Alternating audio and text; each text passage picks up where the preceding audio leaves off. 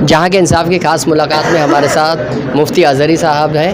مفتی اظہری جی سے جاننا چاہیں گے کہ جس طرح سے توہین رسالت کے معاملات پہلے نپور شرما، اس کے بعد جو ہے ٹی راجا نے جو ہے توہین رسالت کی ہے، اس کے بعد جو ہے مسلمانوں میں اشتراک پایا جا رہا ہے اور مسلسل جو ہے یہ سلسلہ دراز ہوتا جا رہا ہے. تو اس سلسلے میں آپ کے کیا کہنا ہے مفتی صاحب؟ السلام علیکم ورحمۃ اللہ تعالی وبرکاتہ. میں آپ کے پلیٹ فارم سے یہ اطلاع دینا چاہوں گا کہ ہندوستان میں یہ آج سے نہیں ہے، یہ کئی دنوں سے معاملات گرم چل رہے ہیں، اور خاص طور پر یہ بی جے پی کے ہی ارکان کیوں یہ سارے کام کر رہے ہیں، اور انہی لوگوں نے کیا ٹھیکہ لے رکھا ہے نبی پاک صلی اللہ تعالیٰ علیہ وسلم کی ذات کو بار بار نشانہ بنانا اور اس کے بعد پھر جو ہے ان کو نلمبت کر دینا پارٹی سے. کیا یہی حل ہے؟ اور پھر اس کے بعد پورے ملک کا ماحول گرم کرتے ہیں، کہیں سے پروٹیسٹ ہوتا ہے، ہمارے نوجوان اترتے ہیں، پھر ان کو 100-150 کو اندر ڈالتے ہیں. یہ کیا ہے؟ یہ پوری سازش ہے. یہ پوری نبی پاک صلی اللہ تعالیٰ علیہ وسلم کا نام یہ ایک بہانہ ہے، اصل نشانہ دنگا کرانا ہے. ان کو ہر جگہ دنگا کرانا ہے، مسلمانوں کو اندر کرانا ہے اور خاص لوگوں کو ٹارگٹ کرنا ہے. اور یہ جو جس شخص کے بارے میں آپ پوچھ رہے ہیں، یہ اتنا غلیظ آدمی ہے کہ اس کی زبان جب بھی کھلتی ہے یہ پخانہ ہی نکلتا ہے. کبھی اس کی زبان سے اچھی چیزیں نہیں سنی ہوں گی آپ.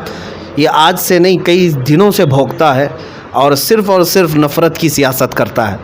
اور وہاں حیدرآباد میں بیٹھ کر کے یہ اسلام کو گالیاں دیتا رہا، مسلمانوں کو نشانہ بناتا رہا، مسجدوں کے معاملات چھیڑتا رہا، اور یو پی الیکشن کے بارے میں وہ حیدرآباد سے لوگوں کو ڈراتا رہا کہ تم لوگ اگر سدھر جاؤ نہیں تو بلڈوزر آ رہے ہیں، فلاں آ رہے ہیں.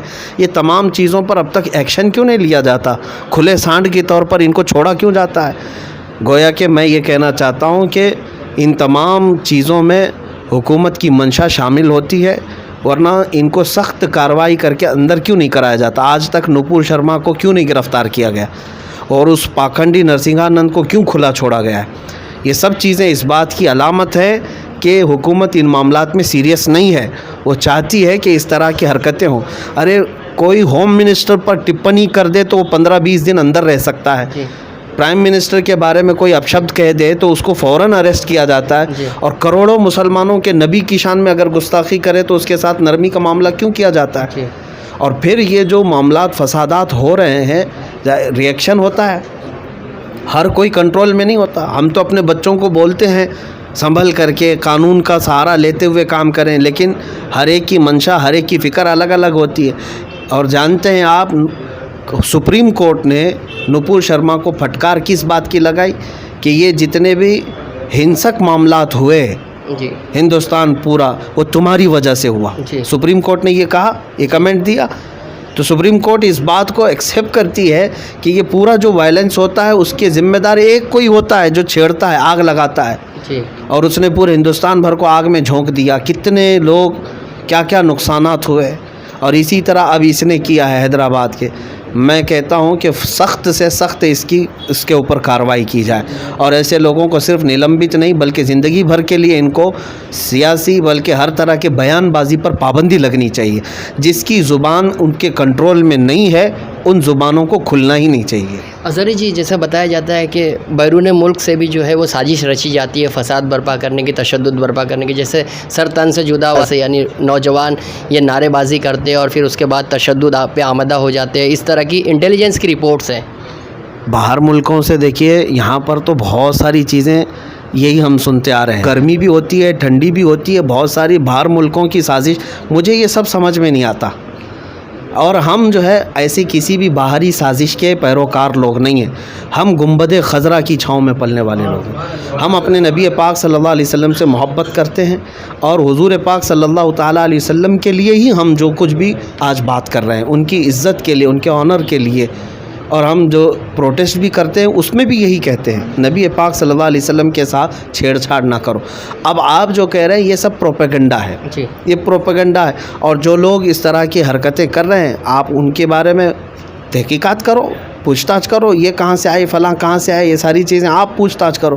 لیکن ہمارے بارے میں اگر آپ سوال کر رہے ہیں تو ہم اپنے نبی پاک صلی اللہ تعالیٰ علیہ وسلم کی عزت کے لیے خود حضور کی حدیثیں پڑھے ہوئے اور خود حضور سے محبت کرتے ہیں. اور حضور سے محبت کرنے کے لیے ہم اس ملک کے اس ملک کے محتاج بھی نہیں ہیں. नहीं, जैसे कि अमरावती का सान्या सामने आया, राजस्थान का सान्या सामने आया, जैसे उदयपुर में जो हादसा हुआ, तो इस तरह से जो हादसात है इससे जोड़ा जा रहा है, बाज़ाब्ता तौर पर टेरर ऑर्गेनाइजेशन इसमें काम कर रही है, इस तरह से यानी एक इस नज़रिए से देखा जा रहा है कि एक जहन साजी की जा रही है नौजवानों की, उनको वर्गलाया जा रहा है साने रिसालत के नाम पर। तो इस सिलसिले में आप क्या कहते हैं? देखिए, आप जिस तरह की बातें कर रहे हैं, मैं आपसे ये पूछना चाहता हूँ, इनको कौन वर्गला रहा है? ये राजा सिंह को, नूपुर शर्मा को, नरसिंहानंद को, इनको कौन छेड़ रहा है? इनको कौन माहौल बना के दे रहा है? पहले वो आप तहकीक करके लाएं, हम फिर बाद में जवाब देते हैं। इन लोगों को कौन उकसा रहा है नबी पाक की शान में गुस्ताखी करने के लिए?